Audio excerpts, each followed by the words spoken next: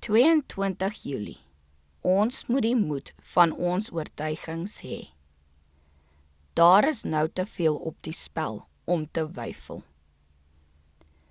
Maar hy moet in die geloof bid, sonder om te twyfel, want hy wat twyfel, is soos 'n golf van die see, wat deur die wind gedrywe en voortgesweep word.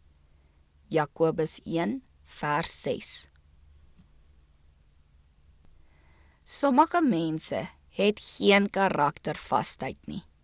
Hulle is soos 'n bol stopverf en kan in enige fatsoen gedruk word. Hierdie swakheid, besluitloosheid en onbekwaamheid moet oorwin word.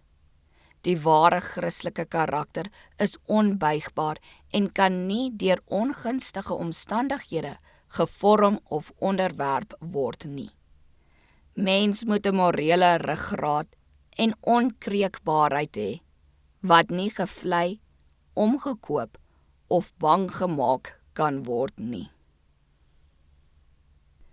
Ons het 'n magtige vyand. Wanneer mense hulle oorgee om slawe van die Satan te word, is hy nie so vyandig teenoor hulle as teenoor diegene wat die naam van Christus dra en hulle aan die diens van God wy nie. Hy haat hulle met 'n dodelike haat. Hy weet dat hy Jesus kan bedroef deur hulle onder die mag van sy verleiding te bring, deur hulle leed aan te doen, deur hulle geloof te verswak.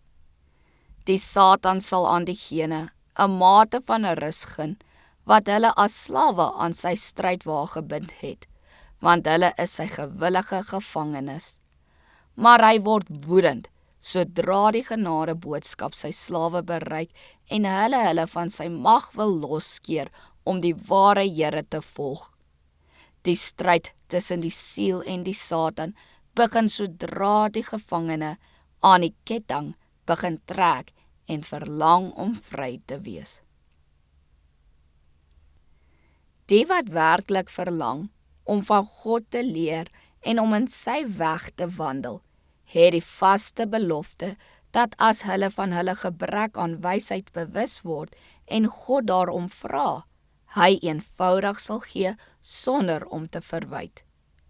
Die apostel sê, maar hy moet in die geloof bid sonder om te twyfel. Glo dat God sal doen presies wat hy beloof het. Bid voortdurend en waak, werk en wag. Stryd die goeie stryd van die geloof. Solank as wat ons met die stroom van die wêreld seil, het ons nog seil, nog roeispaan nodig. Dit is wanneer ons heeltemal omdraai om teen die stroom te gaan, dat ons begin soeg.